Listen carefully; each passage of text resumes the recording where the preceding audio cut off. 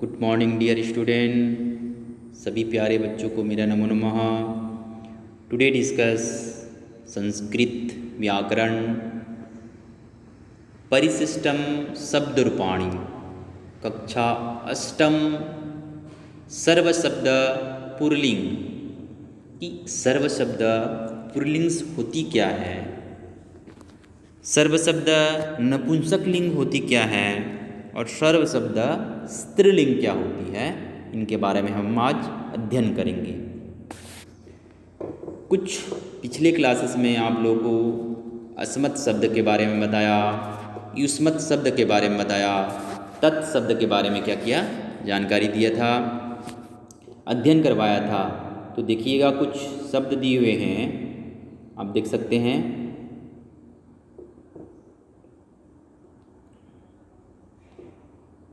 तत् शब्द,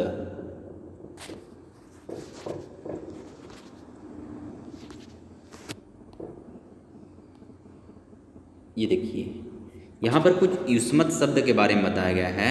मध्यम पुरुष सर्वनाम, मध्यम पुरुषवाचक सर्वनाम युष्मत् शब्द। युष्मत् शब्द के बारे में बहुत ही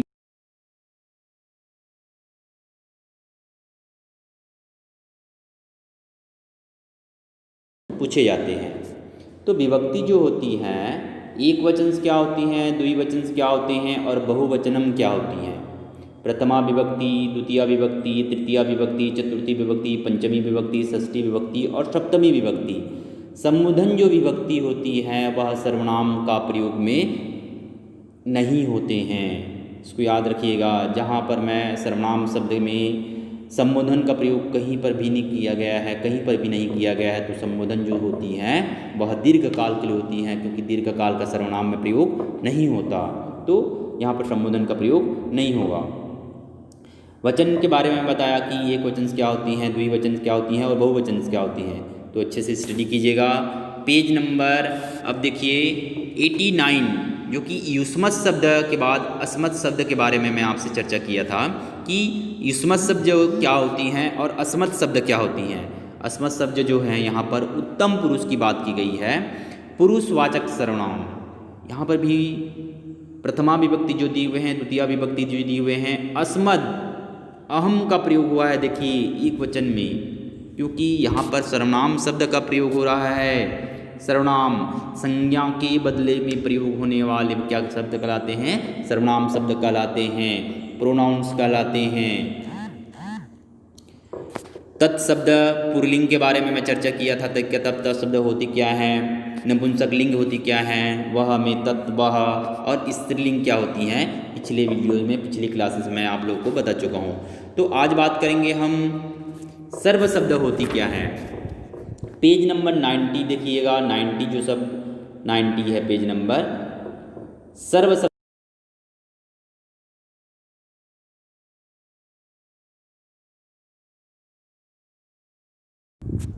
ये देखिए पुरलिंग के बारे में मैं बात करना चाहूँगा कि पुरलिंग होती क्या है। जिस शब्द का प्रयोग करते समय पुरुष जाति का बोध होता हो, किसकी, पुरुष जाति का बोध होता हो, वह क्या कहलाती है, पुरलिंग कहलाती है। मैंने क्या बताया, जिस शब्द का प्रयोग करते समय पुरुष जाति का बोध होता हो वह क्या कहलाती है, पुरलिंग कहलाती है। ठीक है। यथा के बारे में बताना चाहूँगा, मंडूका, राजा, कपोता, नरेश, मंत्री, सैनिक, सब के सब पुरलिंग शब्द हैं।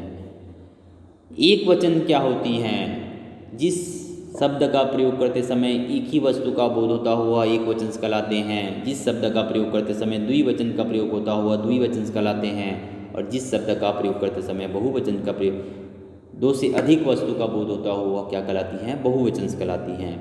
प्रथमा विभक्ति के बारे में बात करना चाहेंगे कि जब भी आप एक शब्द याद रखिएगा, द्विवचन के जो प्रयोग होते हैं, प्रथमा विभक्ति और द्वितीय विभक्ति क्या होती हैं, समान होते हैं। तृतीया विभक्ति, चतुर्थी और पंचमी विभक्ति भी समान होते हैं, और षष्ठी और सप्तमी विभक्ति भी क्या होती हैं, समान होती हैं। आप भी इस प्रकार के मार्क्स लगा लीजिएगा, चिन्ह लगा दीजिए। बहुवचन के चतुर्थी विभक्ति और पंचमी विभक्ति क्या होती हैं, समान होती हैं। तो पुल्लिंग शब्द जब भी आएगी प्रथमा विभक्ति और द्वितीया विभक्ति द्विवचन की तृतीया चतुर्थी पंचमी षष्ठी और सप्तमी ये क्या होती हैं, समान होते हैं द्विवचन की। तो मैंने क्या बताया कि प्रथमा विभक्ति में सर्वः, सर्वो,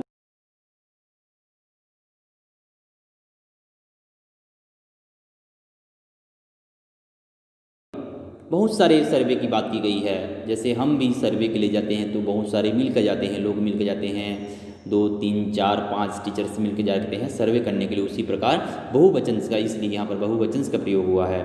सर्व 2 का प्रयोग हो रहा है। एक वचन में सर्वः, आप शब्द को जब पढ़ेंगे तो आपको लगेगा कि ये एक ही है, एक ही सर्व है।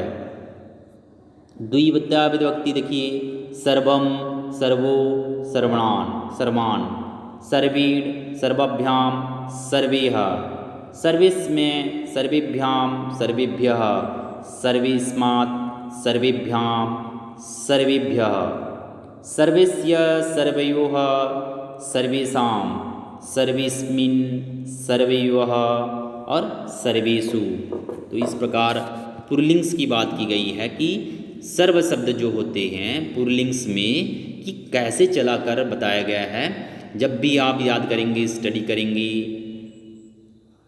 नोट्स बनाइए, कॉपी में लिखिए 2 से 3 बार और याद करने की कोशिश कीजिएगा। कुछ मार्क्स लगा लीजिए, कुछ चिन्ह जो बताया मैं कि कुछ समान वर्णों को आप मार्क्स लगा लीजिएगा। ये जो समान वर्ण हैं, समान वर्णों को आप मार्क्स लगा लीजिए, चिन्ह लगा लीजिए कि आपको याद करने में सरलता होगी।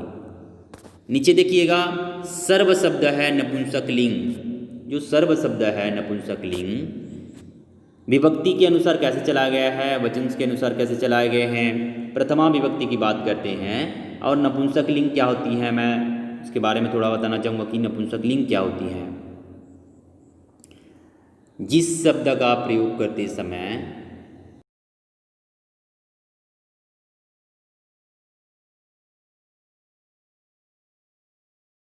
हैं या जो निर्जीव वस्तु होते हैं, जो स्वयं से गतिमान नहीं होते हैं, वह नपुंसक लिंग कहलाते हैं। निर्जीव वस्तु जैसे टेबलम, कुर्सीम, पंखम, पेनम, ये सब क्या है, निर्जीव वस्तु हैं जो कि स्वयं से गतिमान नहीं होते हैं, इसलिए वह नपुंसक लिंग कहलाते हैं। एक वचन क्या कहलाते हैं मैंने बताया, द्विवचन क्या होती हैं बता दिया, बहुवचन क्या होती हैं मैंने बता दिया। तो प्रथमा विभक्ति की बात करते हैं, सर्वम, एक सर्व की बात की गई है, सर्वे, 2 सर्व की बात की गई है, सर्वाणी, 2 से अधिक शब्द की बात की गई है। तो याद रखिएगा, प्रथमा विभक्ति और द्वितीय विभक्ति सर्वम, सर्वम, सर्वे, सर्वे, सर्वाणी, सर्वाणी। जब भी आप नपुंसक लिंग की बात करेंगे, उनके प्रथमा विभक्ति और द्वितीय विभक्ति क्या होती हैं, तीनों वचन क्या होते हैं, समान होते हैं।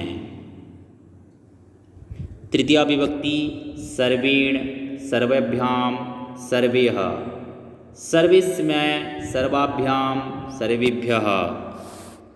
तो इस प्रकार स्टडी कीजिएगा कि बताया गया है, पंचमी विभक्ति में बताया गया है सर्वेस्मात्, सर्वेभ्याम, सर्वेभ्यः। षष्ठी विभक्ति सर्वस्य, सर्वयोः, सर्वेषां, सर्वेस्मिन्, सर्वयोः, सर्वेषु। इस प्रकार नपुंसक लिंग के बारे में बात की गई कि नपुंसक लिंग जो होते हैं, कुछ वर्ड ऐसे होते हैं जो कि समान वर्ड होते हैं। द्वितीय वचन के प्रथमा विभक्ति और द्वितीय विभक्ति समान होते हैं। तृतीया विभक्ति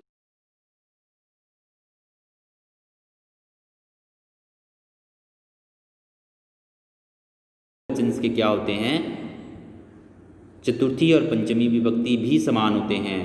आप देखेंगे ये जो समान वर्णों के मैंने बताया कि नपुंसक लिंग जब भी होगी, प्रथमा विभक्ति द्वितीय विभक्ति के तीनों वचन समान होते हैं, इसको याद रखिएगा। स्त्रीलिंग की बात करते हैं कि स्त्रीलिंग क्या होती हैं। स्त्री जो लिंग बताए गए हैं, सर्व शब्द स्त्रीलिंग, सर्व जो शब्द होते हैं स्त्रीलिंग जाति से संबंधित हैं। स्त्रीलिंग होती क्या है, जिस शब्द का प्रयोग करते समय स्त्री जाति का बोध होता हो वह क्या कहलाते हैं? स्त्रीलिंग कहलाते हैं। यथा लताः, दीपिकाः, मधुः, सुलोचनाः, सब के सब क्या होती हैं? स्त्रीलिंग में आते हैं। स्त्री जाति का बोध हो रहा है वह तो स्त्रीलिंग होगा। तो ये क्या, इसको याद रखिएगा कि स्त्रीलिंग क्या होती हैं। विभक्ति क्या होती हैं? सप्तमी विभक्ति, षष्ठी विभक्ति, पंचमी विभक्ति, चतुर्थी विभक्ति, तृतीया विभक्ति, द्वितीया विभक्ति और प्रथमा विभक्ति की बात की गई है। इसमें संबोधन विभक्ति का प्रयोग नहीं होता, पहले भी मैं बता चुका हूँ। तो वचंस क्या होती हैं, द्विवचंस क्या होती हैं और बहुवचंस क्या होती हैं ये भी बता चुका हूँ। तो प्रथमा विभक्ति की बात करते हैं, स्त्रीलिंग की बात करते हैं। सर्वा, सर्वी, सर्वाः। देखिए यहाँ पर एक वचन में सर्वा का प्रयोग हो रहा है। सर्वा बोलने से, सुनने से ही पता चल रहा है कि वहाँ पर एक ही आदमी है, एक ही सर्व है। द्विवचन में सर्वे, सर्वे बोला जा रहा है। सर्वे, वहाँ पर दो वचन का प्रयोग हुआ है, द्विवचन का प्रयोग हुआ है।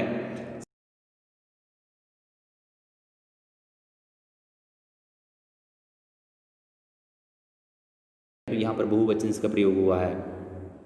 द्वितीया विभक्ति सर्वाम, सर्वे, सर्वाः, सर्वेया, सर्वेभ्याम, सर्वेभिः, सर्वाभिः।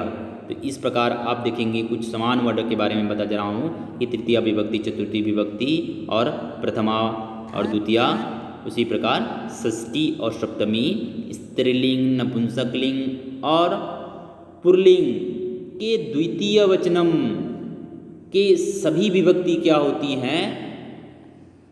सभी विभक्ति मतलब प्रथमा विभक्ति और द्वितीया विभक्ति, तृतीया, चतुर्थी, पंचमी विभक्ति और षष्ठी और सप्तमी विभक्ति क्या होती हैं? समान होती हैं। तो इसको याद रखिएगा।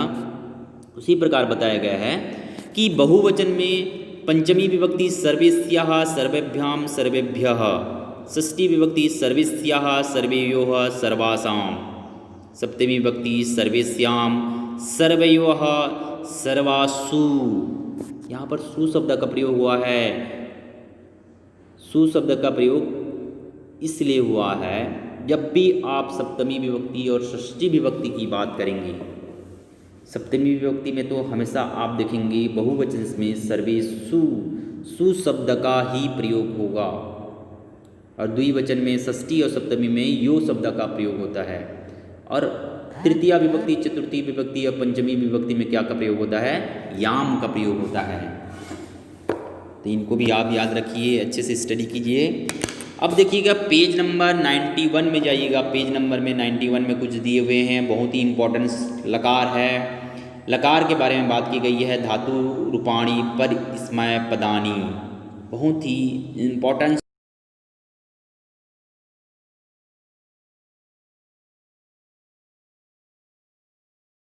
को यहाँ पर बताया गया है।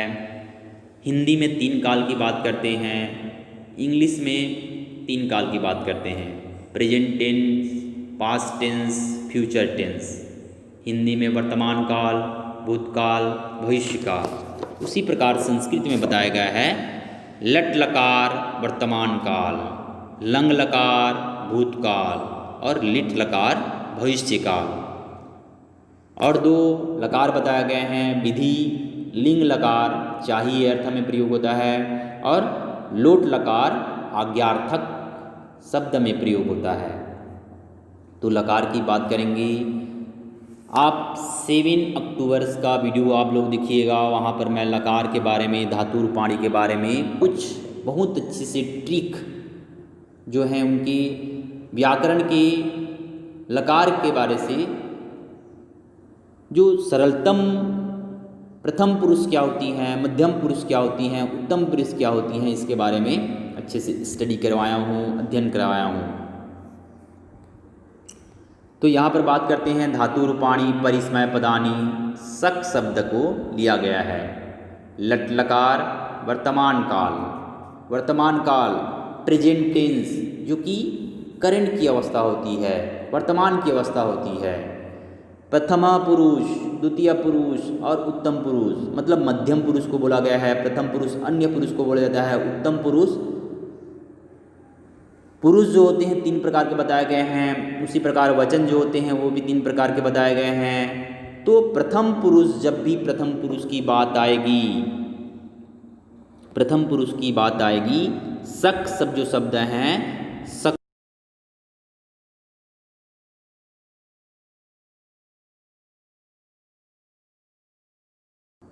सी जो शब्द है यहाँ पर, यह मूल धातुएं हैं। मी जो यहाँ पर शब्द हैं वह मूल धातुएं हैं। ती शब्द देखिए, सी शब्द देखिए, मी शब्द देखिए, ये क्या हो, उनके मूल धातुएं हैं।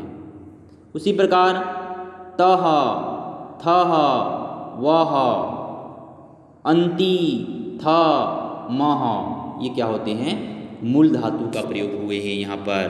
तो ये फार्मूले हैं आपके प्रथम पुरुष में। फार्मूले क्या बताए गए हैं, ती, द्वितीय वचन तह, बहुवचन अंति, मध्यम पुरुष सी, द्वितीय वचन थह और बहुवचन थ, उत्तम पुरुष मी, वह, मह।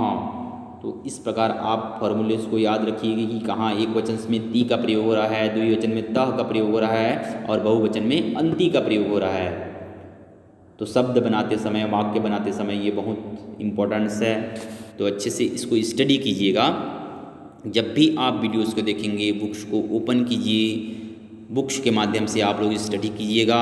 एक एक पैराग्राफ को देखिए, जहाँ समझ नहीं आती है पुनः बताइएगा। फिर हम उस टॉपिक को, उस चैप्टर्स को, उस पार्ट को क्या करेंगे, पुनः आपको बताएंगे। तो प्रथम पुरुष में बात की गई है एक वचन शब्द में सक, सकना, लट्लकार, वर्तमान काल। शक्नोति एक वचन, शक्नुतः द्विवचनम और शक्नुवन्ति बहुवचनम। मध्यम पुरुष शक्नोषि, शक्नुथः, शक्नुत। उत्तम पुरुष शक्नोमि, शक्नुवः।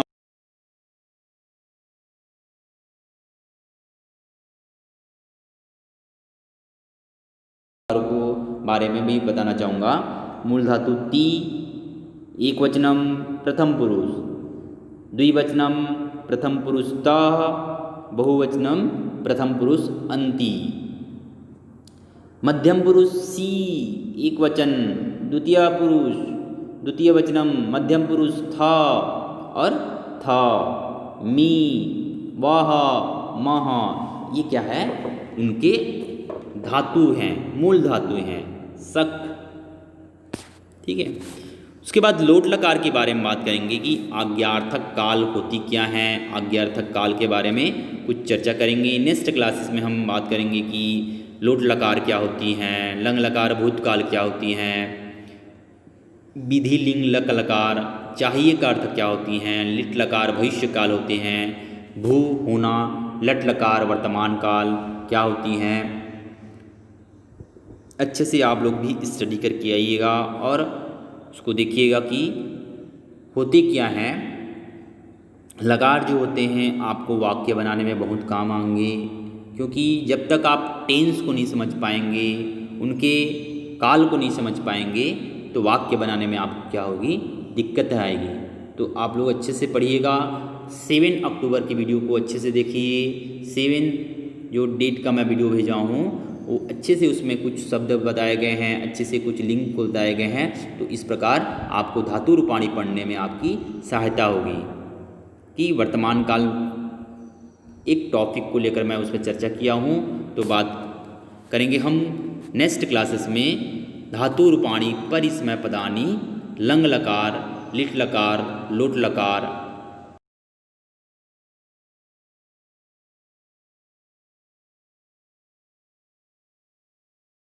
करेंगे। कुछ शब्द ऐसे होते हैं संस्कृत में जो कि आप लोग को पढ़ने में दिक्कत होती है, समझने में दिक्कत होती है। 6 स्टैंडर्ड से क्या होती है संस्कृत की जो अध्ययन किया जाता है, आप सरस्वती शिशु मंदिर में जाएंगे तो आपको 3rd क्लास से स्टार्ट हो जाती है संस्कृत, क्योंकि वहाँ से स्टार्ट होती है, आपके 10th क्लास तक संस्कृत चलती है। कहीं कहीं स्कूल्स में हाँ 10th क्लास तक आपकी संस्कृत चलती है, तो अच्छे से उनको क्या होती है, ज्ञान होती है संस्कृत की। तो आप लोग भी अच्छे से स्टडी कीजिएगा, कुछ चीज़ बताया जा रहा है उसको अच्छे से नोट्स बनाइए, जहाँ समझ नहीं आती है पूछिएगा। तो नेक्स्ट क्लासेस में हम बात करेंगे लकार के बारे में। बाय बेटा।